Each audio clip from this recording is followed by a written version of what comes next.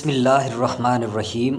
حضرت اسما کے شوہر کے شہادت کے 3 دن بعد حضور صلی اللہ علیہ وسلم بھی حضرت اسما بنت عامر کے پاس بیٹھے تھے کہ آپ صلی اللہ علیہ وسلم کی زبان مبارک سے بے اختیار نکلا وعلیکم السلام ورحمۃ اللہ۔ پھر حضرت اسما سے فرمایا، تیرے لیے خوشخبری ہے، میں نے دیکھا کہ تیرا شوہر جنت کے لیے بسم اللہ الرحمن الرحیم۔ حضرت جعفر بن ابی طالب رضی اللہ تعالی عنہ نبی کریم صلی اللہ علیہ وسلم کے چچا زاد بھائی اور حضرت علی رضی اللہ تعالی عنہ کے سگے بھائی تھے۔ وہ حضرت علی رضی اللہ تعالی عنہ سے 10 سال بڑے تھے۔ جب حضرت ابو طالب تنگ دست ہوئے تو حضرت جعفر رضی اللہ تعالی عنہ کے چچا حضرت عباس رضی اللہ تعالی عنہ انہیں اپنے گھر لے گئے تاکہ اپنے بھائی کا کچھ بوجھ ہلکا کر سکیں۔ سب سے پہلے اسلام قبول کرنے والوں میں ان کا مقام تقریباً 24واں تھا۔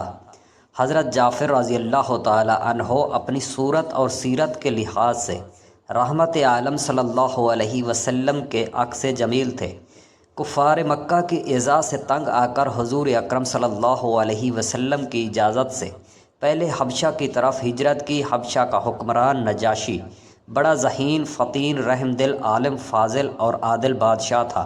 اگرچہ یہ نصرانیت کا پیروکار تھا، لیکن نبی کریم صلی اللہ علیہ وسلم نے اس کی رحم دلی کا چرچا سن کر اپنے جان نثار مظلوم صحابہ کرام رضوان اللہ علیہم اجمعین کو اس کے پاس بھیجنا زیادہ مناسب خیال کیا۔ مدینہ منورہ کی طرف ہجرت اختیار کرنے سے 8 سال پہلے، جبکہ آپ صلی اللہ علیہ وسلم کو نبوت کا دعویٰ کیے ہوئے 5 سال تھے، مکہ معظمہ میں مسلمانوں کے لیے بڑا ہی پردکھوں کا دور تھا۔ ان دنوں میں اسلام قبول کرنا اپنی موت کو دعوت دینے کے مترادف تھا، جس کے بارے میں مشرکین مکہ کو پتہ چل جاتا کہ یہ شخص دائرہ اسلام میں داخل ہو چکا ہے، اسے انتہائی ظلم و ستم کا نشانہ بنایا جاتا۔ اس نازک ترین دور میں جب نبی کریم صلی اللہ علیہ وسلم نے اپنے جان نثاروں کو ظلم و ستم کی چکی میں پستے ہوئے دیکھا تو انہیں حبشہ ہجرت کر جانے کی اجازت و رحمت فرما دی۔ اس دفعہ 83 افراد مشتمل مہاجروں کا قافلہ شہری راستے سے حبشہ کی طرف روانہ ہوا۔ ذہین و فطین اور حسین و جمیل، فصیح و بیان اور قادل الکلام ہاشمی نوجوان حضرت جعفر بن ابی طالب رضی اللہ تعالی عنہ کو اس قافلے کا سپہ سالار مقرر کیا گیا۔ حضور اکرم صلی اللہ علیہ وسلم نے اسے اپنا سفیر نامزد کرتے ہوئے حبشہ کے حکمران نجاشی کے نام یہ خط دیا کہ خط کی مندرجات کچھ یوں تھے: بسم اللہ الرحمن الرحیم، محمد الرسول اللہ صلی اللہ علیہ وسلم کی جانب سے حبشہ کے حکمران نجاشی اصحم کے نام سلامت رہو۔ تعریف ہے اس اللہ کی جس کے سوا کوئی معبود حقیقی نہیں، وہ بادشاہ پاک باز، سلامتی دامن والا اور غالب ہستی ہے۔ میں گواہی دیتا ہوں کہ عیسیٰ بن مریم علیہ السلام کی روح اور اس کا وہ حکم ہے جس سے اس نے پاک دامن مریم کی طرف ارادہ کیا، جس کی بنا پر وہ عیسیٰ علیہ السلام کی صورت میں حاملہ ہوئی۔ اللہ نے اسے اپنی روح پھونک سے پیدا کیا، جیسا کہ اس نے آدم علیہ السلام کو اپنے ہاتھ اور پھونک سے پیدا کیا۔ میں آپ کو اس ایک اللہ کی طرف دعوت دیتا ہوں جس کا کوئی شریک نہیں، اور اس سے دوستی محبت کی بنیاد پر اس کی اطاعت اختیار کرنے کا پیغام دیتا ہوں۔ آپ میری اطاعت کریں اور وہ شریعت جو میں لے کر آیا ہوں اس پر ایمان لے آئیں۔ میں اپنے چچا کے بیٹے جعفر کو آپ کی طرف بھیج رہا ہوں، اس کے ساتھ دیگر فرزندان اسلام بھی ہیں۔ جب یہ آپ کے پاس پہنچے تو ان کی اوبھگت کرنا، ان کے ساتھ عزت و احترام سے پیش آنا، ہر قسم کے ظلم و زیادتی سے اجتناب کرنا۔ میں تجھے اور تیرے لشکروں کو اللہ کی طرف بلاتا ہوں۔ میں نے اپنا پیغام آپ تک پہنچا دیا ہے، آپ کی خیر خواہی پیش نظر ہے۔ میری نصیحت کو ملحوظ خاطر رکھنا۔ جس نے ہدایت کا راستہ اختیار کیا اس کے لیے سلامتی اور امن ہے۔ اس خط کے مندرجات سے بخوبی اندازہ لگائیں کہ نبی کریم صلی اللہ علیہ وسلم نے ہمسایہ ملکوں کے سربراہان سے تعلقات استوار کرنے کے لیے اور ان سے مفید کام لینے کے لیے کس طرح حاکمانہ انداز میں سفارتی طرز عمل کو اختیار کیا۔ مدینہ منورہ میں اسلامی ریاست قائم کرنے سے 8 سال پہلے آپ صلی اللہ علیہ وسلم نے ایسی سیاست کی حکمت عملی بنائی جس سے آپ کی دعوت نہ صرف جزیرہ عرب تک محدود رہی بلکہ بیرون ملک بھی اس کے اثرات سفارت اور ہجرت کے ذریعے پہنچا دیے گئے۔ سرداران قریش نے حبشہ کے حکمران نجاشی کو متاثر کرنے کے لیے ہزار جتن کیے۔ عمر بن عاص جیسے مشہور و معروف دان، تاج سیاستدان اور ذہین و فطین شخص کو قیمتی تحائف دے کر حبشہ بھیجا گیا کہ وہ نجاشی کو ہر صورت اپنے اعتماد میں لے لے۔ اس کی حبشہ پہنچنے سے پہلے ہی رسول اللہ صلی اللہ علیہ وسلم کا سفارتی خط اپنا کام کر چکا تھا۔ اس خط میں نجاشی کے دل میں مسلمانوں کے لیے نرم گوشہ پیدا کر دیا تھا۔ سرداران قریش نے حبشہ کے حکمران نجاشی کو اپنے دام و تصویر میں لانے کے لیے حضرت عمر بن عاص کو منتخب کیا، کیونکہ وہ تجارت کے لیے کئی دفعہ حبشہ جا چکے تھے۔ عبداللہ بن ابی ربیع کو بھی ان کے ساتھ حبشہ بھیجا گیا تاکہ یہ دونوں بوقت ضرورت باہم مشورہ کر سکیں۔ یہ دونوں وافر مقدار میں قیمتی تحائف لے کر حبشہ پہنچے۔ انہوں نے پہلے نجاشی کے وزراء، مشیروں اور علماء سے بات کی، ہر ایک کو تحائف پیش کیے اور ان سے اپنی آمد کا مقصد بیان کرتے ہوئے اپیل کی کہ جب ہم دربار میں سربراہ مملکت کو عرضدار پیش کریں تو آپ ہماری حمایت کریں۔ ہر ایک نے حامی بھر لی کہ آپ بے فکر رہیں، ہماری طرف سے آپ کا بھرپور تعاون ہوگا، جیسا تم چاہو گے ویسا ہی ہوگا، بس آپ یوں سمجھیں کہ تیر نشانے پر لگ چکا ہے۔ قریش کے یہ دونوں نمائندے جب نجاشی کے دربار میں حاضر ہوئے، آداب بجا لانے کے بعد، قیمتی تحائف پیش کیے جانے کے بعد نجاشی نے پوچھا کیسے آنا ہوا۔ شاہی دربار کے آداب کو پیش نظر رکھتے ہوئے عرض گزار ہوئے کہ بادشاہ سلامت، ہمارے ملک کے کچھ دیوانے آپ کی سرزمین میں وارد ہوئے ہیں۔ وہ اپنے باپ دادا کے دین سے منحرف ہو چکے ہیں۔ یہ بڑے عجیب و غریب مزاج کے لوگ ہیں۔ انہوں نے ایک نیا دین ایجاد کیا ہے جس سے نہ ہم جانتے ہیں اور نہ آپ، اس لیے ہمیں سرداران قریش نے آپ کے پاس بھیجا ہے کہ آپ ان تخریب کاروں کو ہمارے سپرد کر دیں تاکہ ہم انہیں اپنے وطن واپس لے جائیں، پھر ہم جانیں۔ اور وہ ان کی یہ بات سن کر نجاشی نے دربار میں موجود اپنے وزراء، مشیروں اور علماء کی طرف دیکھا تو سب نے ادب و احترام سے سر جھکائے ہوئے عرض کی، بادشاہ سلامت یہ ٹھیک کہتے ہیں، ہماری نظر میں یہی بہتر ہے کہ ان نوآورد لوگوں کو واپس بھیج دیا جائے۔ ہو سکتا ہے کہ یہ ہمارے پرامن ماحول میں کہیں فساد ہی برپا نہ کر دیں۔ حبشہ کے حکمران نجاشی نے درباریوں پر غضب آلود نگاہ ڈالتے ہوئے گرجدار آواز میں کہا، نہیں، ایسا ہرگز نہیں ہو سکتا۔ پہلے میں ان لوگوں سے پوچھوں گا کہ وہ کون سا دین اپنائے ہوئے ہیں۔ اس نے اپنے درباریوں سے کل انہیں یہاں دربار میں لایا جائے۔ سرکاری اہلکار نے جب نجاشی کا پیغام مہاجرین کو دیا تو وہ سب مل بیٹھ کر سوچنے لگے کہ اب ہمیں کیا موقف اختیار کرنا چاہیے۔ آخرکار یہ فیصلہ ہوا کہ نجاشی اگر ہمارے دین کے بارے میں پوچھے تو اسے صاف صاف بتا دیا جائے، بلکہ کسی چیز کو چھپایا نہ جائے۔ اس کے نتیجے میں جو کچھ ہوگا دیکھا جائے گا۔ اور اس کے ساتھ گفتگو کا فریض و حسن جعفر بن ابی طالب رضی اللہ تعالی عنہ سر انجام دیں گے۔ دوسرے دن مہاجرین کا قافلہ بے خوف و خطر اللہ کی یاد کو اپنے دل میں بسائے ہوئے نجاشی کے دربار میں داخل ہوا، سلام کیا، حاضرین پر ایک نگاہ ڈالی اور بیٹھ گئے۔ وہاں جبہ دستار پہنے، نصرانیت کے بڑے بڑے پاک کتابیں کھولے بیڑی شان و شوکت سے بیٹھے ہوئے تھے۔ مکہ سے آئے ہوئے قریش کے دونوں نمائندے بھی وہاں موجود تھے۔ عامر بن عاص کے موقع غنیمت جانتے ہوئے نجاشی سے کہا، بادشاہ سلامت، دیکھیے یہ کتنے گستاخ لوگ ہیں۔ انہوں نے دربار میں داخل ہوتے وقت آپ کے ادب و احترام کو ملحوظ خاطر نہیں رکھا۔ غضب ہو گیا، انہوں نے آپ کو جھک کر سلام ہی نہیں کیا، جو شاہ دربار کی ہمیشہ سے روایت چلی آ رہی ہے۔ یہ کتنے بے مروت، بے وفا اور احسان فراموش ہیں۔ آپ کے نمک خوار اور آپ ہی سے گستاخی کی حد ہو گئی۔ لاپرواہی، بے نیازی اور گستاخی، ان کو تو عبرت کا نشان بنا دینا چاہیے۔ بادشاہ سلامت، کیا یہ لوگ کسی قابل ہیں کہ انہیں اس پرامن ملک میں رہنے کی اجازت دی جائے؟ نجاشی نے عمر بن عاص کی باتیں سن کر روایتی انداز میں اپنے سر کو جنبش دیتے ہوئے کہا، ہاں، پوچھتے ہیں کہ ان لوگوں نے یہ گستاخانہ انداز کیوں اختیار کیا۔ جب ان سے پوچھا گیا آپ نے جھک کر سلام کیوں نہیں کیا، تو ہاشمی نوجوان حضرت جعفر بن ابی طالب رضی اللہ تعالی عنہ نے کہا، بادشاہ سلامت، ہم ایک اللہ کے سوا کسی کے سامنے نہیں جھکتے۔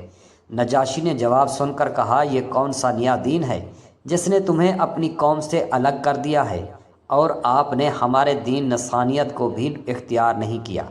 حضرت جعفر رضی اللہ تعالی عنہ نے فصاحت و بلاغت کے موتی بکھیرتے ہوئے دو ٹوک انداز میں کہا، بادشاہ سلامت، ہم لوگ بتوں کے پجاری تھے، مردار کھاتے تھے، ہر قسم کی بے حیائی کے مرتکب تھے، رشتوں کا ہمیں کوئی پاس نہ تھا، پڑوسیوں کے حقوق سے نا آشنا تھے، ہمارا طاقتور طبقہ کمزور کو ہڑپ کر جایا کرتا تھا، بس ہم یوں ہی درندوں جیسی زندگی بسر کیا کرتے تھے۔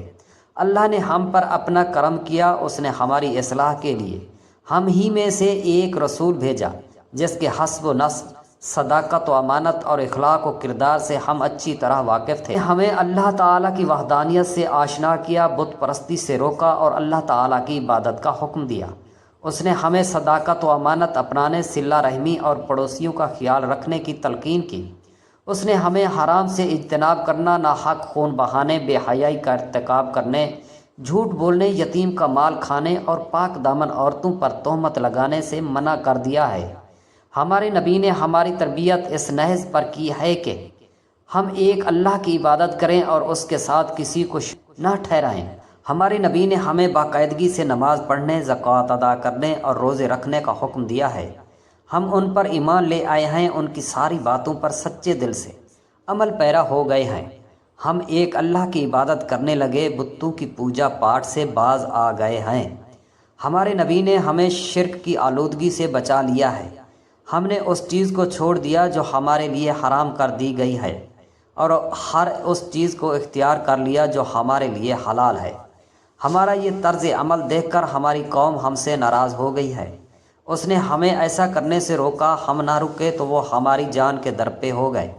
ہمیں طرح طرح کی سزائیں دینے لگے تاکہ ہم مجبور ہو کر اذیت ناک سزاؤں کی تاب نہ لاتے ہوئے دوبارہ وہی روش اختیار کر سکیں جس پر ہم پہلے کام کیے تھے۔ یہ لوگ چاہتے ہیں کہ ہم اللہ کی عبادت چھوڑ کر بتوں کے پجاری بن جائیں، ہم پھر سے بدکاری کا راستہ اپنائیں۔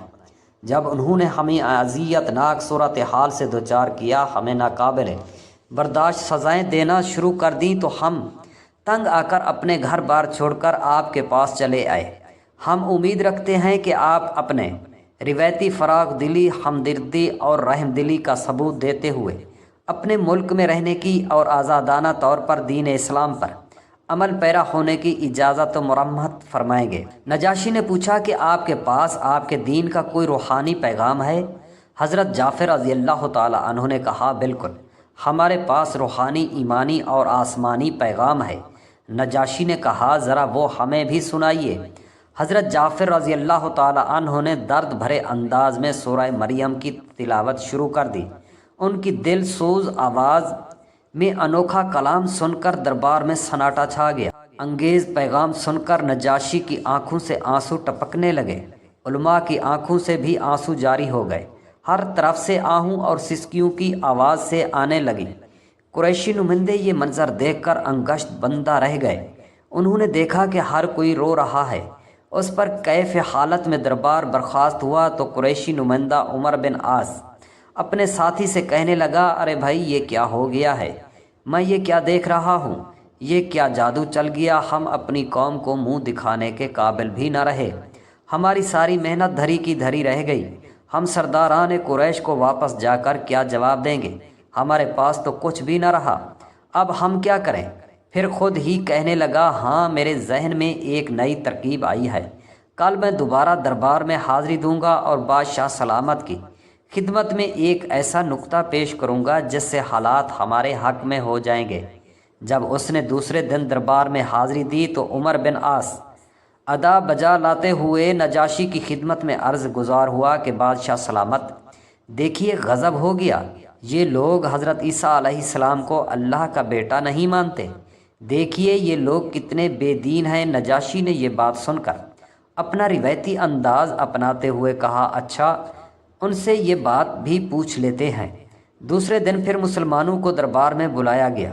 نجاشی نے پوچھا حضرت عیسیٰ علیہ السلام کے بارے میں تمہارا کیا خیال ہے؟ حضرت جعفر رضی اللہ تعالی عنہ آگے بڑھے اور کہا بادشاہ سلامت، ہم حضرت عیسیٰ علیہ السلام کے بارے میں وہی نظریہ رکھتے ہیں جو ہمیں نبی کریم صلی اللہ علیہ وسلم نے بتلایا ہے۔ نجاشی نے پوچھا وہ کیا نظریہ ہے؟ حضرت جعفر رضی اللہ تعالی عنہ بولے ہمیں یہ بتایا گیا ہے کہ حضرت عیسیٰ علیہ السلام اللہ کے بندے، اس کی روح اور وہ کلمہ ہے جو اللہ نے پاک دامن مریم کی طرف القاء کیا۔ یہ بات سن کر نجاشی نے بڑے جوش کے ساتھ اپنا ہاتھ میز پر مارتے ہوئے کہا اللہ کی قسم، حضرت عیسیٰ علیہ السلام بالکل وہی کچھ ہیں جو آپ نے بیان کیا، اس کے سوا کچھ نہیں۔ اس کے بعد نجاشی نے مہاجرین کو مخاطب کرتے ہوئے کہا آپ میرے مہمان ہیں، آپ یہاں اطمینان سے زندگی بسر کریں، آپ کو ہماری طرف سے ہر قسم کی سہولت مہیا ہوگی۔ میں دل کی گہرائیوں سے آپ کی قدر کرتا ہوں۔ کوئی اگر آپ کو اپنے قبضے میں لینے کے لیے مجھے سونے چاندی کے پہاڑ بھی پیش کریں گے تو میں اس سے ٹھکرا دوں گا۔ تم میرے سرکاری مہمان ہو، تمہارا کوئی یہاں بال بھی باقا نہیں کر سکتا۔ تمہیں اگر کوئی کچھ کہے گا تو میں اس سے نمٹ لوں گا۔ اور پھر اپنے درباریوں سے کہا قریش نمائندوں نے جو تحائف مجھے دیے ہیں وہ سب انہیں واپس کر دو۔ مجھے ایسے تحائف قبول نہیں جو میرے ضمیر کو خریدنے کے لیے پیش کیے گئے ہوں۔ میرے پاس اللہ کا دیا ہوا بہت کچھ ہے۔ پھر عمر بن عاص سے مخاطب ہو کر گرجدار آواز میں کہا اپنے تحائف پکڑو اور یہاں سے چلتے بنو۔ عمر بن عاص یہ صورتحال دیکھ کر بہت پریشان ہوا، لیکن اب کیا ہو سکتا تھا؟ اپنے ساتھی عبداللہ سے کہا کہ چلو بھائی چلیں۔ پھر سر جھکا کر دربار سے نکلے اور اپنے وطن کی راہ لی۔ قصہ مختصر یہ کہ کچھ سالوں میں اللہ تعالی نے حضرت عمر بن عاص رضی اللہ تعالی عنہ اور پھر نجاشی کو بھی اسلام کی دولت سے نواز دیا۔ حضرت جعفر بن ابی طالب رضی اللہ تعالی عنہ بہت ہی جاں باز اور بہادر تھے اور نہایت خوبصورت بھی۔ 8 ہجری کی جنگ میں امیر لشکر ہونے کی حالت میں 41 برس کی عمر میں شہادت سے سرفراز ہوئے۔ حضرت جعفر رضی اللہ تعالی عنہ کی شہادت کا اعلان کرنے کے بعد حضور اکرم صلی اللہ علیہ وآلہ وصحبہ وسلم حضرت جعفر رضی اللہ تعالی عنہ کے گھر تشریف لے گئے۔ اس وقت ان کی اہلیہ اسماء بنت امیر رضی اللہ تعالی عنہا آٹا گوندھ چکی تھی اور بچوں کو نہلا دھلا کر کپڑے پہنا رہی تھی۔ حضور صلی اللہ علیہ وسلم نے فرمایا جعفر رضی اللہ تعالی عنہ کے بچوں کو میرے پاس لاؤ۔ انہوں نے ان کو حاضر خدمت کیا تو حضور اقدس صلی اللہ علیہ وسلم آپ دیدہ ہو گئے اور ان کو پیار کیا۔ حضرت اسماء رضی اللہ تعالی عنہا مضطرب ہو گئی اور پوچھا یا رسول اللہ صلی اللہ علیہ وسلم میرے ماں باپ آپ پر قربان، کیا حضرت جعفر رضی اللہ تعالی عنہ کے بارے میں کوئی خبر ہے؟ حضور صلی اللہ علیہ وآلہ وسلم نے فرمایا ہاں وہ شہید ہو گئے ہیں۔ یہ سن کر حضرت اسماء اللہ تعالی عنہا حضرت اسماء رضی اللہ تعالی عنہا رونے لگی۔ خبر پاتے ہی محلے کی عورتیں ان کے گرد جمع ہو گئیں، ان کی دل جوئی کرنے لگیں۔ اس کے بعد سرور دو عالم صلی اللہ علیہ وسلم اپنے گھر تشریف لے گئے اور ازواج مطہرات سے فرمایا کہ حضرت جعفر رضی اللہ تعالی عنہ کے بچوں کے لیے کھانا پکاؤ، آج وہ اپنے ہوش میں نہیں ہیں۔ ان کی شہادت کے 3-4 دن بعد رحمت عالم صلی اللہ علیہ وسلم ان کی بیوہ حضرت اسماء بنت امیر رضی اللہ تعالی عنہا کے پاس بیٹھے تھے کہ آپ صلی اللہ علیہ وسلم کی زبان مبارک سے نکلا وعلیکم السلام ورحمۃ اللہ۔ پھر حضرت اسماء رضی اللہ تعالی عنہا سے فرمایا تیرے لیے خوشخبری ہے، میں نے دیکھا کہ تیرا شوہر حضرت جبرائیل علیہ السلام، حضرت میکائیل علیہ السلام اور حضرت اسرافیل علیہ السلام کی معید پر پرواز کرتے ہوئے یہاں سے گزر رہا ہے اور وہ سب سلام کہہ رہا ہے، اس لیے تم بھی سلام کا جواب دو۔ پھر نبی کریم صلی اللہ علیہ وسلم نے فرمایا مجھے جعفر رضی اللہ تعالی عنہ نے اطلاع دی ہے کہ فلاں روز دشمنوں کے ساتھ مقابلہ ہوا تو میرے بدن پر 73 زخم آئے اور میرے دونوں بازو یکے بعد دیگرے کٹ گئے۔ ان کے عوض اللہ تعالیٰ نے مجھ کو 2 پر دے دیے ہیں۔ اب میں جبرائیل علیہ السلام اور میکائیل علیہ السلام کے ساتھ اڑتا ہوں، جنت میں جدھر جیسا چاہوں جاتا ہوں اور جو رزق پسند آتا ہے کھاتا ہوں۔ حضرت اسماء رضی اللہ تعالی عنہا یہ سن کر بہت خوش ہوئیں اور کہا جعفر کو یہ اعزاز مبارک ہو یا رسول اللہ صلی اللہ علیہ وسلم، اگر آپ صلی اللہ علیہ وسلم کی اور حضرت جعفر رضی اللہ تعالی عنہ کی روحانی ملاقات کا یہ حیرت انگیز واقعہ میں نے بیان کیا تو لوگ شاید اس پر یقین نہ کریں، اس لیے آپ صلی اللہ علیہ وسلم خود ہی ان کو اس سے مطلع فرما دیجئے۔ چنانچہ حضور اقدس صلی اللہ علیہ وسلم نے ممبر پر کھڑے ہو کر سب کو یہ ایمان افروز واقعہ سنایا۔ واضح رہے کہ اس وقت تک شرکا میں سے کوئی شخص واپس نہیں آیا تھا۔ حضرت جعفر رضی اللہ تعالی عنہ نے اس سے پہلے ہی اپنے شہادت کی تمام تفصیلات سے رسول اللہ صلی اللہ علیہ وسلم کو آگاہ کر دیا۔ اللہ تعالی ہمیں سیدھے راستے پر چلنے کی توفیق عطا فرمائے، آمین یا رب العالمین۔ جزاک اللہ خیرا کثیرا۔